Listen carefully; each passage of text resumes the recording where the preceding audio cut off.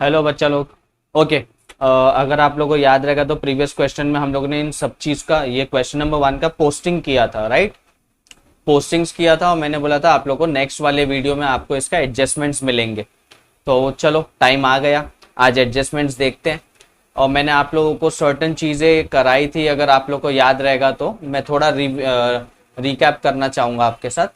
और मैंने क्या बताया था कि ये जितना भी अकाउंट्स है जो आपको यहाँ पे दिख रहा है, this particular part, this trial balance, तो ये जितना भी है stock stock, bill receivable, wages, ये सारे अकाउंट वो हैं जो पूरे साल में ऑपरेट किए थे और उसके बाद में इनको क्लोज करके इनका बैलेंस ये अवेलेबल है हमारे पास। स्टॉक का बैलेंस ना जाने शुरुआत में कितना था वगैरह वगैरह, साल में आया रहेगा गया रहेगा, इंक्रीज हुआ डिक्रीज हुआ, बट एट द एंड इतना अमाउंट है जो बच गया, इसलिए ये क्लोजर हमारा बैलेंस जा रहा है।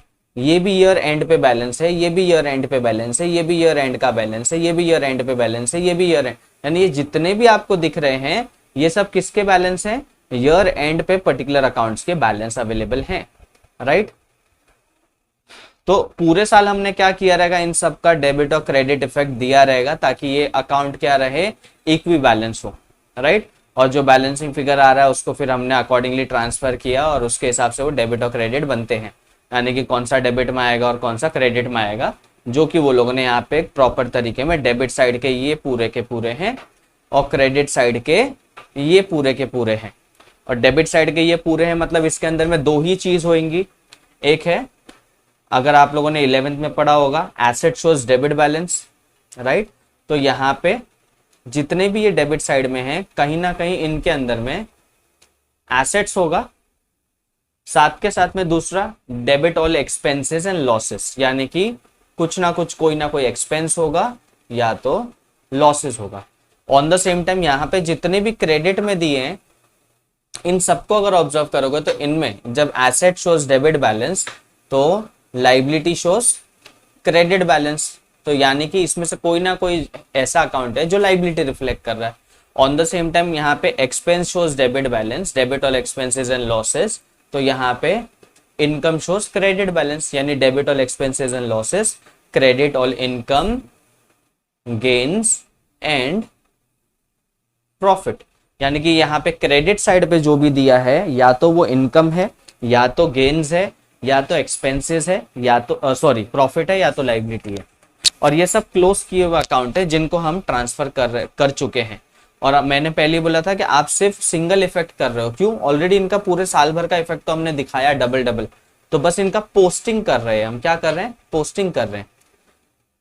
और अब मेन जो आ रहा है जिसका आपको ऑन एन एवरेज 1.5 कभी 2 मार्क्स, ऐसा हर एक एडजस्टमेंट का 1.5 से 2 मार्क्स रहता है, 1 से 1.5 से 2 मार्क्स। अभी जैसे अभी डिपेंड्स अपॉन कितना एडजस्टमेंट दिया है। अगर ये 15 मार्क्स का क्वेश्चन आता है, राइट, तो अगर मैं कंसिडर करूं कि शायद ऊपर जितना भी आपने पोस्टिंग किया है तो ये पोस्टिंग का शायद से आपको 7 मार्क्स होगा, बाकी जो बचा है 8 मार्क्स वो कहीं ना कहीं यहाँ पे एडजस्टमेंट्स में कवर किया जाएगा। किसी का 1 मार्क्स होगा, किसी का 1.5 मार्क्स होगा, किसी का 2 मार्क्स होगा। ऑन एन एवरेज 1.5 से 2 मार्क्स रहता है। और ये जितनी भी चीजें हैं आपको याद रखना है, इनका मिनिमम, ये जितना भी है इन सब का मिनिमम कितना इफेक्ट होता है? 2, एक डेबिट साइड जाएगा और एक क्रेडिट साइड जाएगा, ठीक है। इतना अगर आपने ध्यान में रखा कि मिनिमम 2 इफेक्ट है तो आप एडजस्टमेंट आराम से कर सकते हो। ये बात आपको दिमाग में बिठा लेनी है कि each and every particular adjustment have minimum 2 effects, ठीक है। और सबसे पहले यहाँ पे स्टार्ट करेंगे। सबसे पहला इफेक्ट के लिए देखो क्या दिया हुआ है। सबसे पहला जो आपको दिया हुआ है दैट इज क्लोजिंग स्टॉक। क्या दिया है? Closing stock. और closing stock is valued at ₹40,000। अब मुझे बता क्लोजिंग स्टॉक का मतलब क्या है? क्लोजिंग स्टॉक का मतलब क्या है? क्लोजिंग स्टॉक का मतलब है कि जो माल बच गया। अब यहाँ पे देखो साल के शुरुआत में ये पर्टिकुलर अकाउंट था 2 ओपनिंग स्टॉक। अब मुझे इसको इक्वी बैलेंस करना है, यानी साल के शुरुआत में इतना था, हमने इतना परचेस किया, इतना रिटर्न गया और उसके बाद में इतना सारा खर्चा किया और जो भी खर्चा लगा हमको उसके बाद उसमें से इतना माल हमने बेच दिया।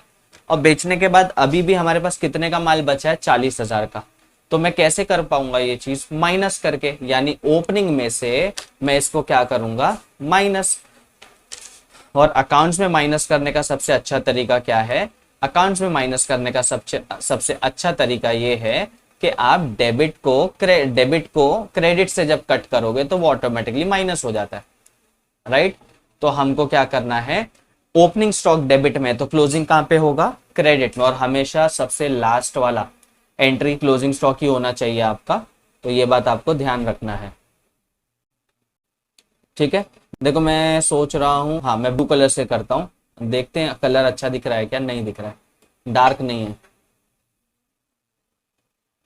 ग्रीन देखते हैं, मजा नहीं आ रहा है इससे। पिंक देखते हैं, ओके? तो क्लोजिंग स्टॉक, तो यहाँ पे बाय क्लोजिंग स्टॉक, देखो ओपनिंग डेबिट तो क्लोजिंग हमेशा क्रेडिट, याद रहेगा। और क्लोजिंग स्टॉक का वैल्यू कितना है? 40,000। ये तो हो गया मेरा फर्स्ट इफेक्ट। और मैंने बोला हर एक एडजस्टमेंट का मिनिमम कितना इफेक्ट होता है? 2 इफेक्ट। तो आप मुझे बताओ सेकंड इफेक्ट किधर होगा? आप खुद बताओ क्या होगा? देखो थोड़ा दिमाग लगाओ कि माल बच गया इसलिए मैंने क्लोजिंग बोला। क्या दूसरे दिन उसको उठा के मैं फेंक दूंगा? नहीं, दूसरे दिन फिर उसको हम बेचेंगे। और बेच रहे हो मतलब फ्यूचर में आपको पैसे जनरेट करके देने वाला है। और मैंने पहले ही सिखाया है कि जो कोई भी चीज आपको फ्यूचर में पैसे डेवलप करके दे, क्या करके दे? फ्यूचर में पैसे जब डेवलप करके दे तो वो हमारा एसेट बन जाता है। तो क्लोजिंग स्टॉक किधर आ जाएगा?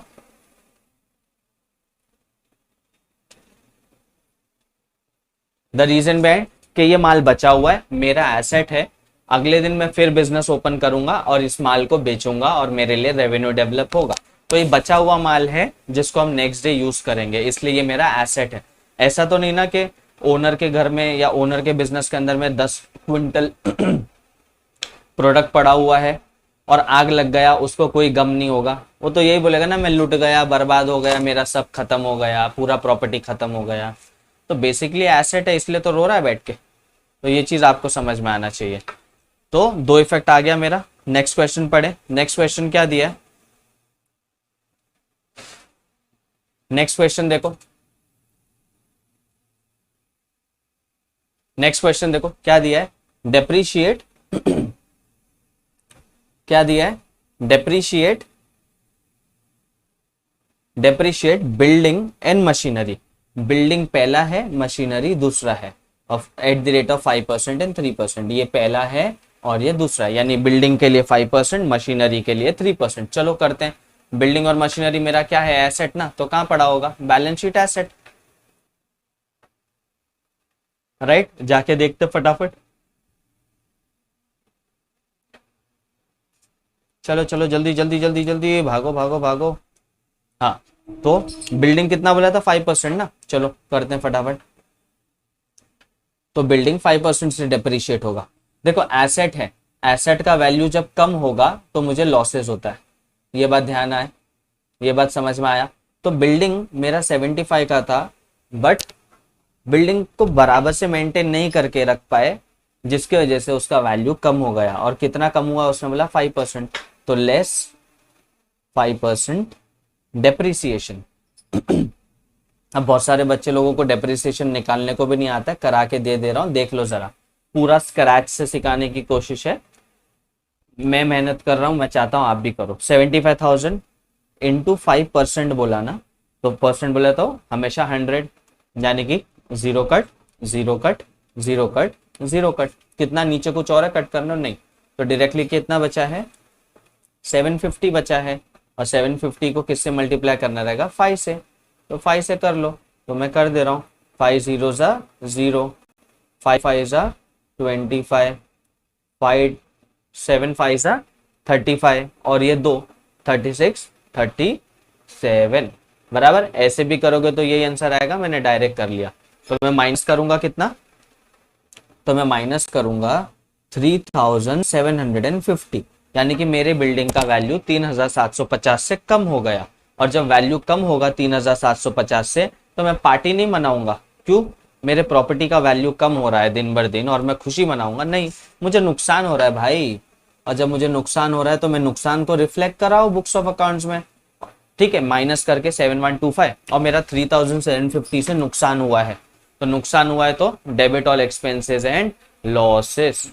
मशीन का भी कर लेते हैं, और मशीनरी कितना बोला 3% ना, तो लेस 3%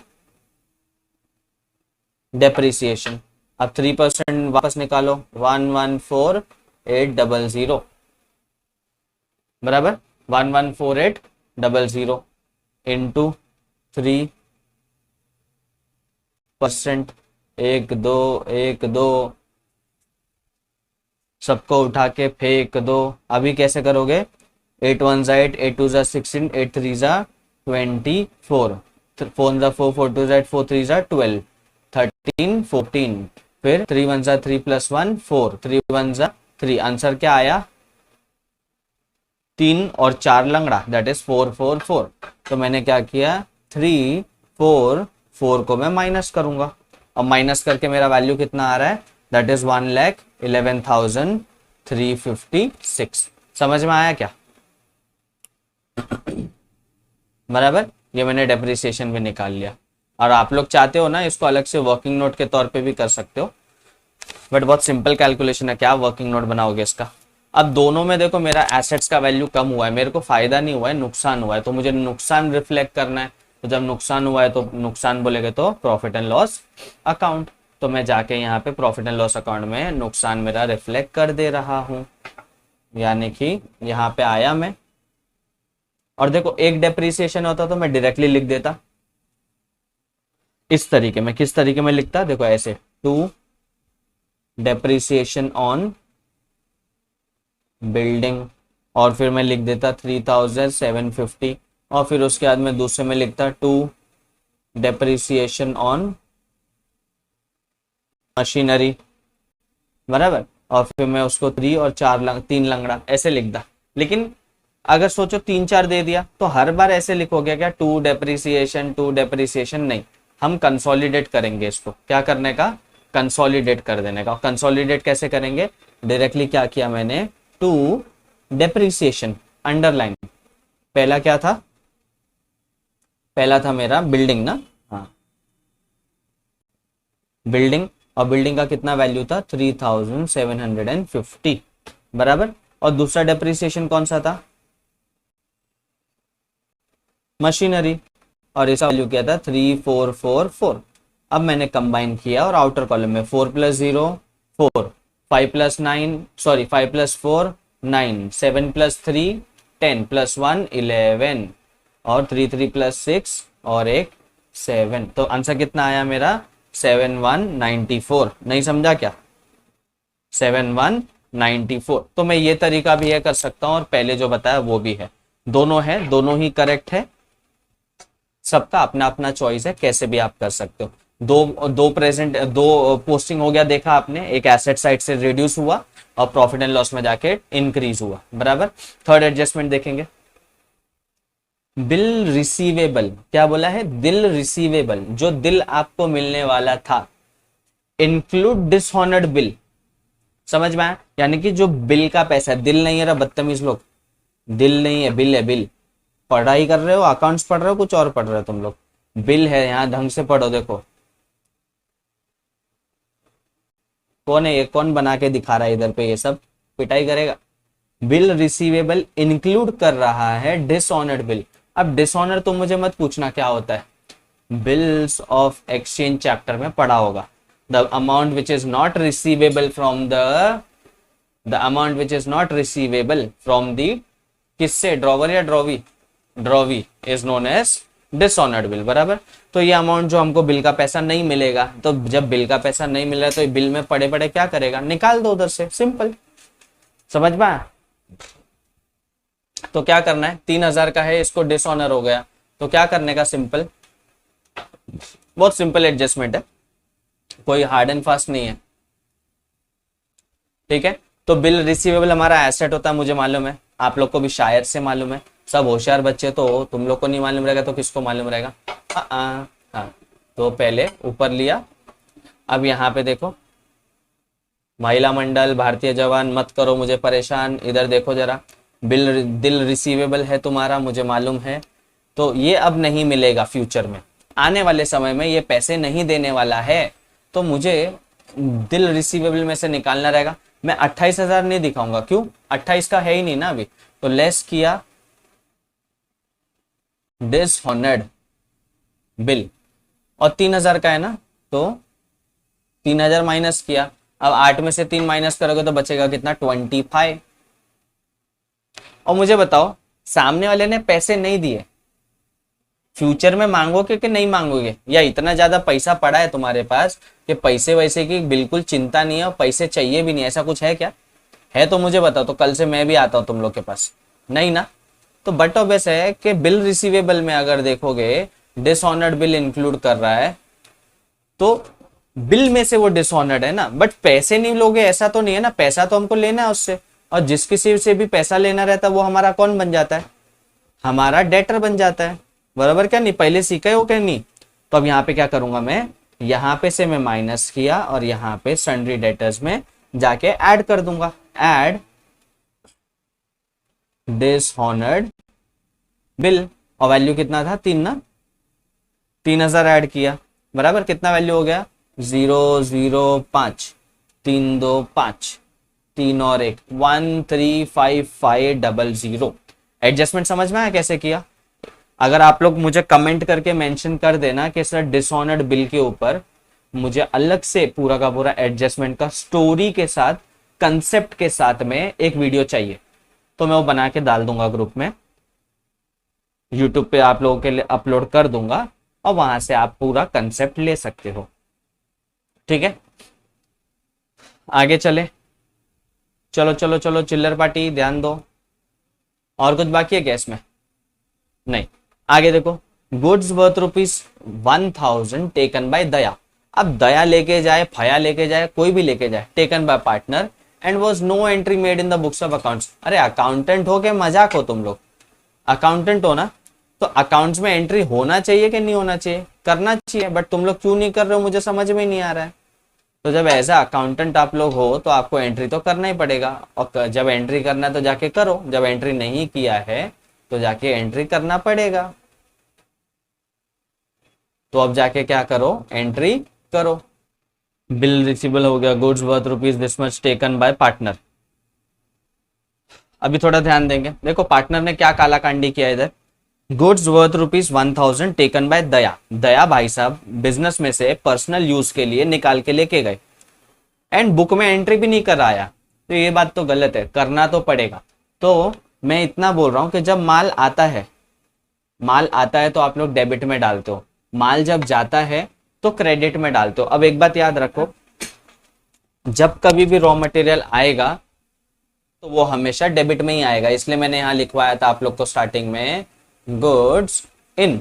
और जब कभी भी माल बिजनेस में से जाएगा तो देयर आर वेरियस रीजंस जिसकी वजह से माल निकल के जा सकता है।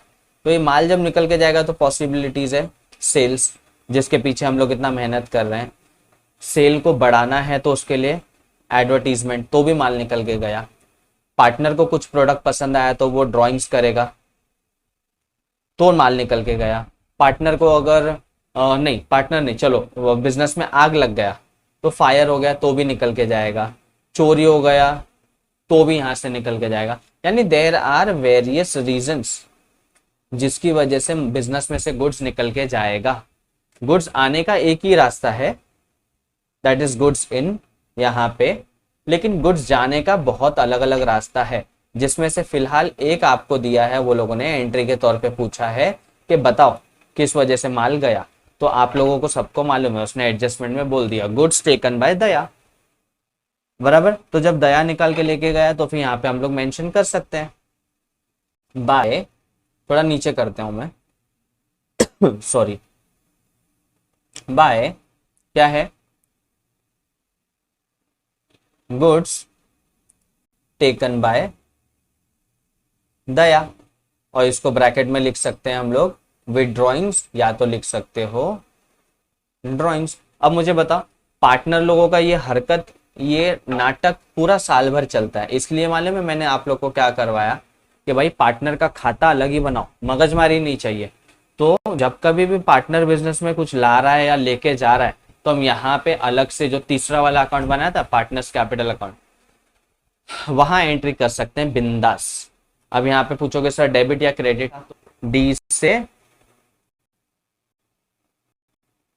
ड्राइंग्स और डी से डेबिट, सी से कैपिटल, सी से क्रेडिट। यानी ड्राइंग्स का अगर देखोगे तो ड्राइंग्स का डीआर डीआर, तो हमेशा ड्राइंग्स किधर आएगा आपका, डेबिट में ही आएगा। तो टू ड्राइंग्स। और कौन निकाल के लेके गया, ये निकाल के लेके गया था दया ना, तो 1000 मैंने यहां लिख दिया, समझ में आया। और उसके बाद में क्या किया है, हो गया, इतना सिंपल। पार्टनर निकाल के लेके गया तो एंट्री डाल दिया। उसके बाद क्या है, write off 1800 as bad debts and maintain RDD of 5%। Okay, but इसके पहले आप 6th वाला एंट्री देखो। 6th वाला एंट्री मुझे दिख रहा है, तो इसके अंदर में क्या दिया है,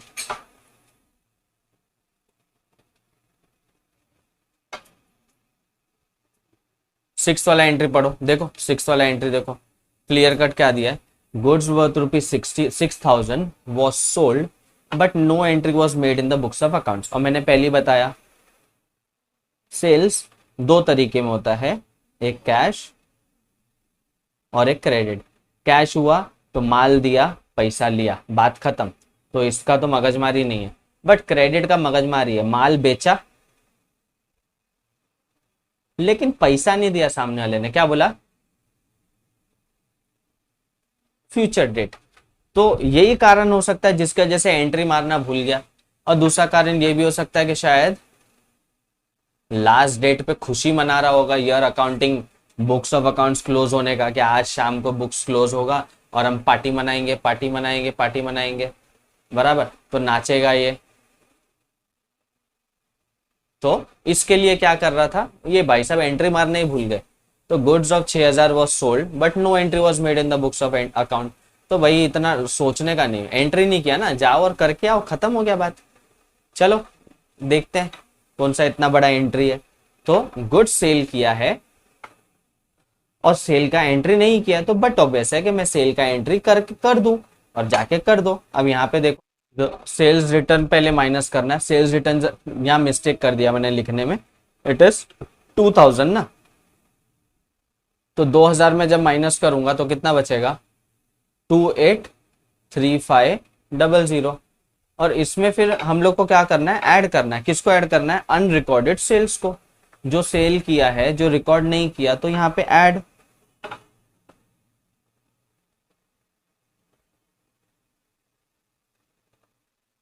अनरिकॉर्डेड सेल, और सेल कितने का था, 6000 का। तो 6000 जब मैं ऐड करूंगा इसमें तो कितना हो जाएगा, 2,89,000, 2,89,500। ये समझ में आया क्या।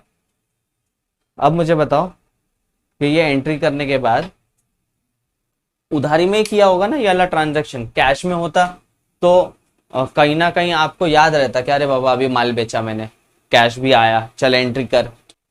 बट ये ट्रांजैक्शन आपने क्रेडिट पे किया होगा, तभी तो भूल गए हो।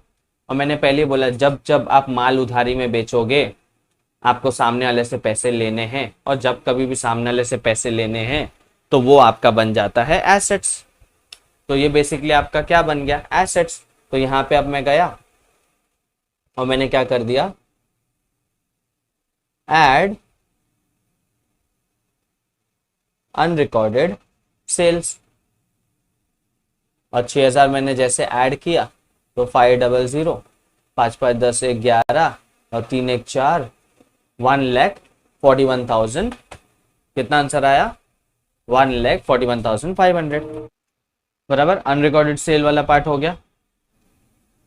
अब ये वाला बाकी है, 5th वाला देखो, write off 1800 as bad debts and maintain RDD of 5%। अब तुम बोलोगे कि सर ऑर्डर में जब जा रहे थे ऐसा, तो ऐसे क्यों नहीं गए, यहाँ 4th के बाद डायरेक्टली 6th पे क्यों आ गए, और उसके बाद फिर आप यहाँ पे क्यों आ गए। तो देखो एक बात समझो कि राइट ऑफ 1800 रुपए बैड डेट्स ये मैं पहले कर सकता था, लेकिन maintain reserve for doubtful debt, ये तो वो चीज है कि जिसके ऊपर डाउट है, तो उसके लिए मुझे मेरे टोटल सन्ड्री डेटर्स जो है पता होना जरूरी है। और टोटल सन्ड्री डेटर्स का हिस्सा ये भी तो बनता है ना, तो पहले इसको करना पड़ेगा ना, तभी तो मैं परसेंटेज चार्ज करूंगा 5% का। नहीं तो आप समझो ना कि अगर मैंने 6000 नहीं ऐड किया और समझो क्वेश्चन के अंदर में 10,000 लिखा होता, तो ये 6000 ऐड करने पे अब मैं जब परसेंटेज चार्ज करूंगा तो ये 5% मेरा 16,000 पे चार्ज हो रहा है। वहीं अगर मैं इसको नहीं कर रहा होता, तो मैं डायरेक्टली 5% किस पे चार्ज कर रहा होता, 10% पे, 10,000 पे। तो आंसर मेरा दोनों जगह क्या आ जाता, अलग। तो ऑटोमेटिकली मैं ये बोल सकता हूँ कि मेरा कैलकुलेशन गलत हो जाता। और जब हम लोग इतने होशियार बैठे हो आप लोग, तो फिर कैसे इतनी छोटी छोटी मिस्टेक्स कर सकते हो। तो बट ऑब्वियस है कि आप 1800 रुपया और 5% RDD दोनों का काम लेंगे फटाफट। 1,39,700।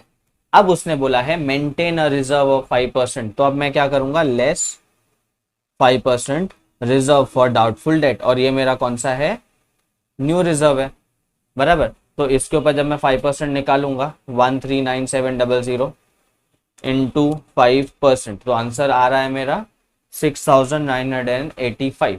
चेक करना है तो आप इस तरीके में कैलकुलेट कर सकते हो। आप बार बार ये बच्चा वाला चीज तो नहीं बताऊंगा मैं।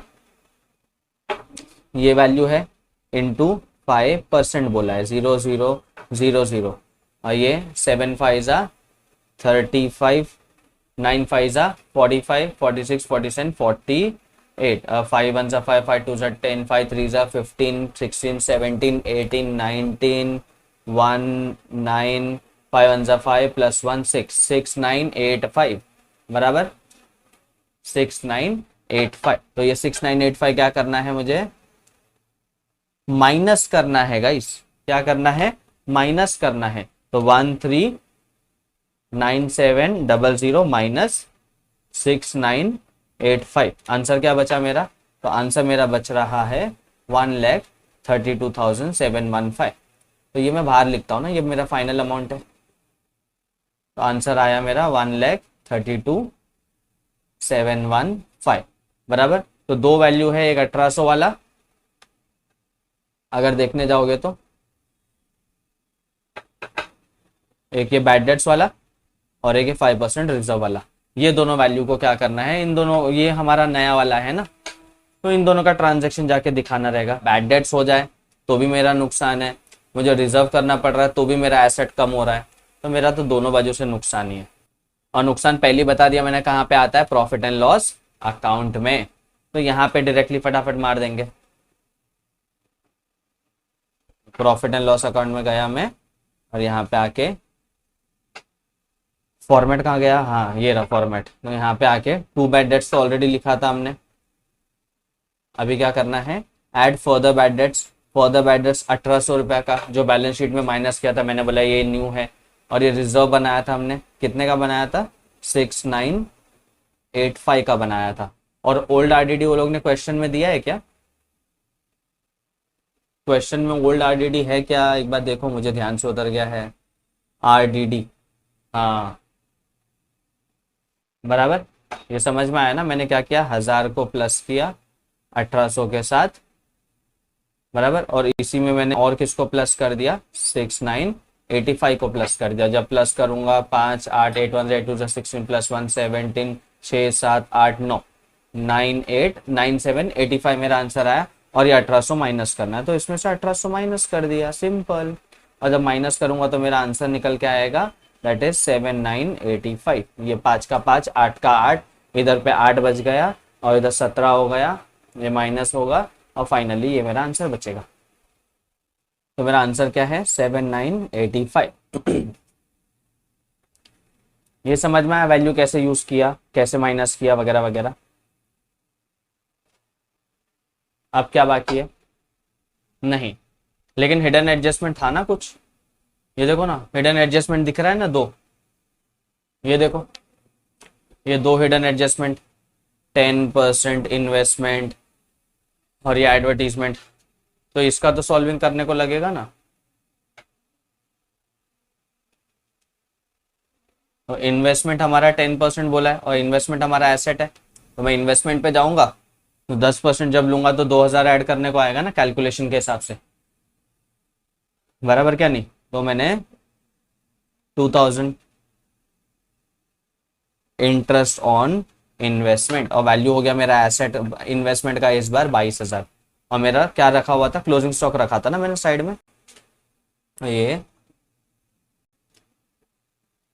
Closing stock 40,000। कोई प्रॉब्लम इसमें? बराबर। तो मेरा इन्वेस्टमेंट का मैंने एक इफेक्ट तो डाल दिया। अब मुझे बोला 20,000 का प्रॉपर्टी 22 का हो गया, मुझे फायदा हुआ कि नहीं? फायदा हुआ तो भी दिखाएंगे। जब नुकसान दिखाने के लिए दौड़ दौड़ के जाके नुकसान दिखाते हो प्रॉफिट एंड लॉस में, तो जब फायदा हुआ तो वो भी तो दिखाओ। तो जाके मैं फायदा हुआ है वो भी दिखाऊंगा। अब वापस से आके खुशी में क्रेडिट, ये डेबिट में मत लिख देना। कहाँ पे आएगा? क्रेडिट ऑन इनकम ना, तो बाय इंटरेस्ट ऑन इन्वेस्टमेंट 2,000। और उसके बाद क्या था? एडवर्टीजमेंट हमने 3 महीने के लिए भरा हुआ था ना, तो उसका चेंजेस करो कि 4,500 का 9 महीने के लिए भरा है। तो जब डिवाइड करोगे तो 9 1 जा 9, 5 जा 45 और ये 2 0, तो आंसर आया 500। यानी हर महीना कितना भर रहा हूं मैं? 500 रुपया। और जब हर महीना 500 भर रहे हो और वो बोल रहा है 9 महीने का भरा है, तो जब 9 महीने का भरा है भाई साहब, लेकिन एक साल में 12 महीना होता है, कब समझोगे? तो 12 महीना में से 9 महीना भरा है तो 3 महीने का अभी भी आउटस्टैंडिंग है।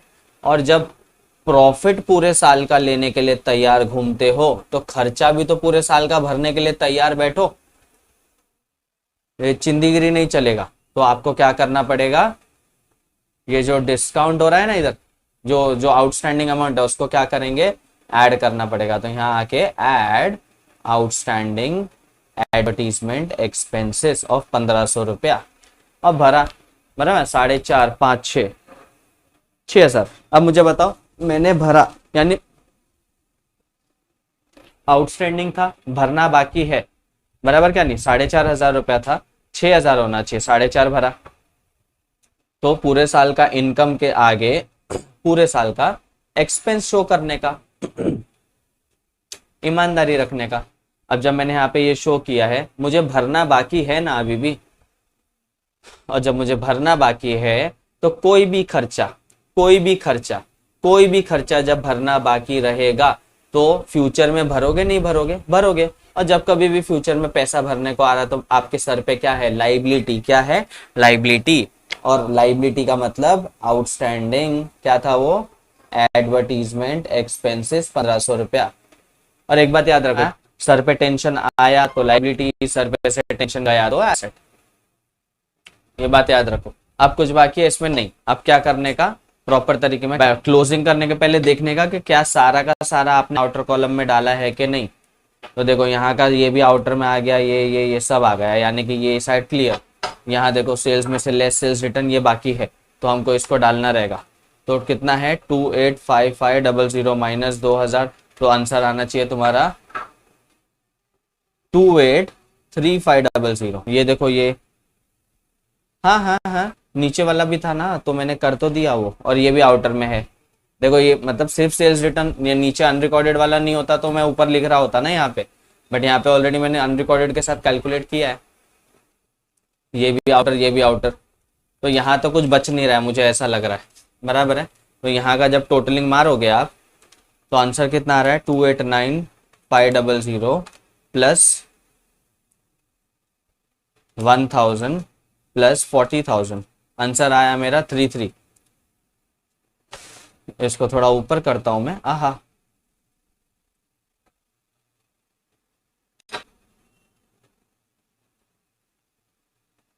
बराबर क्या नहीं? तो अब यहाँ पे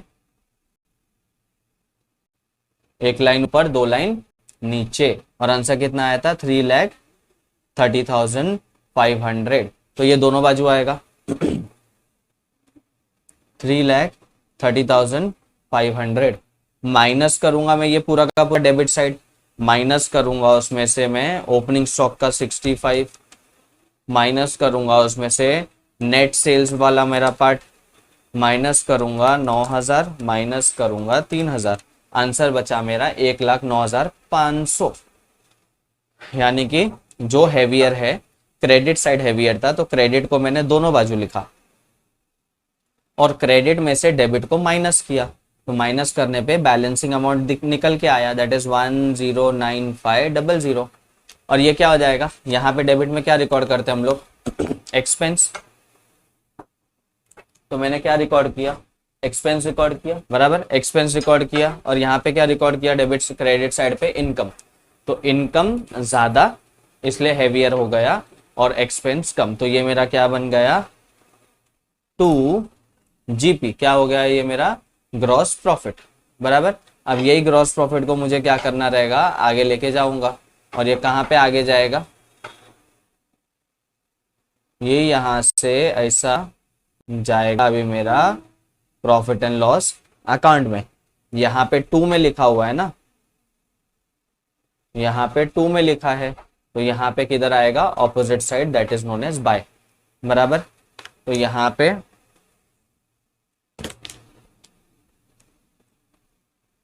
बाय जीपी, ये जीपी क्या है, क्लोज डाउन, और यहाँ पे ब्रॉड डाउन। और मैं यहाँ ब्रैकेट में लिख सकता हूं, transfer to profit and loss account. और यहाँ कितना आया, 109500। अब इसको टोटल करो, इसमें प्लस किया जाएगा 1800 रुपया और प्लस किया जाएगा 2000 रुपया। तो मेरा टोटल कितना आया, मेरा टोटल देखो, बुक निकालो, टोटल कितना आया मेरा, टोटल आया मेरा, दिस इज 1,13,300। और यहाँ देखो मैंने डायरेक्टली क्यों लिख दिया, अभी तुम बोलोगे सर पहले से देख के रखा है क्या, तो नहीं, एक बात समझने का है कि यहाँ पे डायरेक्टली 1,00,000 रुपए का वैल्यू दिखा भी रहा है, और यहाँ कोई भी ऐसा डेबिट साइड पे अमाउंट नहीं है जो 50,000 का भी हो कि वो उसके कंपटीशन में भी खड़ा हो, इसलिए मैंने डायरेक्टली लिखा वो। तो 1,13,300। अब इसमें से मेरे को क्या करना है, माइनस करूंगा मैं, सब आउटर कॉलम में है क्या पहले चेक करो,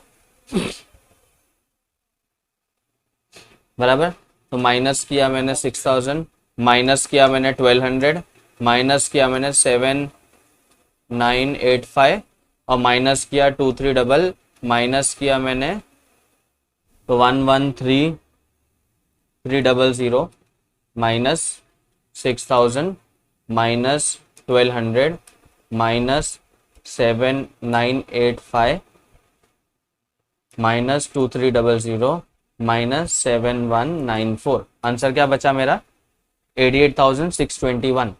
तो ये डेबिट साइड पे एक्सपेंस और क्रेडिट साइड पे इनकम, तो इनकम ज्यादा, बराबर क्या नहीं, इनकम ज्यादा खर्चा कम, तो यहाँ पे जो डिफरेंस आएगा वो क्या रहेगा, मेरा प्रॉफिट। तो 88,621। अब यहाँ पे समझने की कोशिश करो ना, सारा का सारा खर्चा हो गया सेटल, तो ये क्या हो गया, मेरा नेट प्रॉफिट ना। तो यहाँ पे 2 क्या लिखूंगा मैं, 2 नेट प्रॉफिट, और ये क्लोज करने के टाइम है इसलिए मैंने क्लोजिंग डाउन लिखा। अब खर्चा खत्म हो गया सारा का सारा, तो पार्टनर में बटेगा ना, और पार्टनर में बांटने के लिए इक्वल बोला है क्योंकि क्वेश्चन साइलेंट है, या तो क्वेश्चन ने 1:1 बोला है, तो 1:1 बोला है तो भी 50-50, और साइलेंट बोला है तो भी 50-50। तो मैं दोनों का नाम लिख दे रहा हूँ, आनंद और क्या नाम था उसका, नहीं आनंद नहीं, दया और कश्यप, DK कुछ बोल रहा था ना मैं मस्ती में आप लोग के साथ। तो जब इसको डिवाइड करोगे तो 8 का डिफरेंस 4, बराबर, दूसरे का भी 4, 3, और 21 का डिफरेंस 11, बराबर क्या नहीं। तो यहाँ पे वही काम करो कि जब डिवाइड करूंगा तो 44,311, और यहाँ पे 44,310, बराबर क्या नहीं। अब ये 2 में आया तो इसको क्या करना रहेगा हमको, लेके ये यहाँ से निकाल के लेके जाएंगे, और ये अब बाय में चला जाएगा, किधर जाएगा, बाय, और बाय किसका, पार्टनर्स वाले का। तो यहाँ पे लिखेंगे अभी बाय क्या लिखेंगे, बाय, किधर पेन का चला गया मेरा, हाँ, प्रॉफिट एंड लॉस ट्रांसफर, और कितना कितना वैल्यू लेके आया था वो, 44,311, 44,310।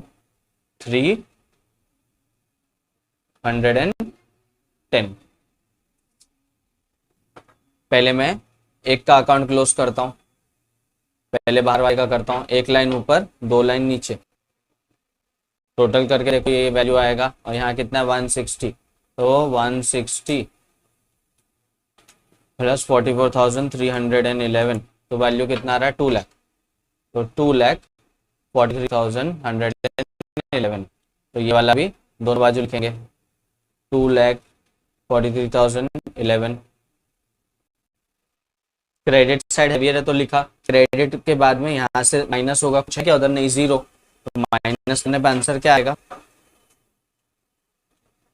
यहाँ जब माइनस करूंगा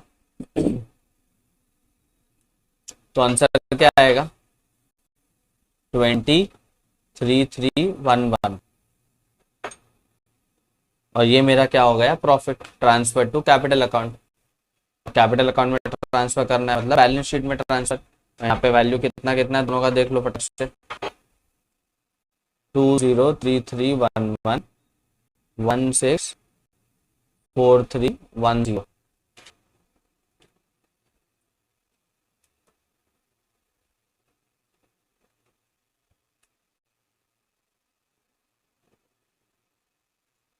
वैल्यू कितना है आपका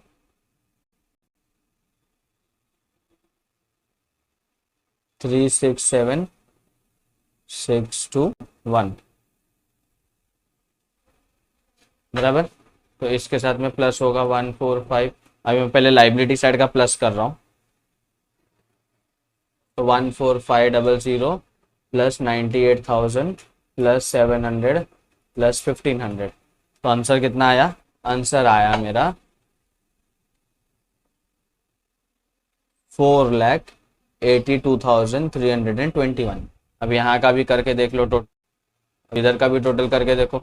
अब यहाँ का टोटल करके देखें, अभी इधर का टोटल करोगे तो कितना है 71,250 plus 111,356 plus 25,000 plus 68 plus 12,000 plus 132715 plus 22,000 plus 40, 2,83,000 answer tally. Total करके देख लेना, सेम आएगा 4,82,321, क्वेश्चन टैली। अब बस इतना ही है कि आप लोगों को अच्छे से समझ में आ जाए तो बहुत अच्छी बात है कि हम लोग कुछ मेहनत कर ही नहीं रहे हैं इसके अंदर, और सिर्फ मेहनत कर रहे हैं तो क्या है, स्टैंडर्ड फॉर्मेट बन रहा है, स्टैंडर्ड फॉर्मेट बना रहे हैं हम लोग ट्रेडिंग अकाउंट का, profit and loss account, partners capital account और फाइनली बैलेंस शीट। बस इतना ही हो रहा है, inner column outer column, inner column outer column, inner column outer column, बस इतना ही काम हो रहा है और कुछ भी नहीं है। एक्सपेंसेस आ रहा है तो आप यहाँ रिकॉर्ड कर रहे हो, इनकम आ रहा है तो यहाँ रिकॉर्ड हो रहा है, वो भी ये किसका है, ट्रेडिंग, यानी कि यहाँ पे जो भी है factory related, godown related, manufacturing related. Profit and loss के अंदर आप किसको रिकॉर्ड कर रहे हो, प्रॉफिट एंड लॉस के अंदर में आप debit all expenses, credit all income, लेकिन यहाँ पे कौन सा, ऑफिस एंड एडमिनिस्ट्रेशन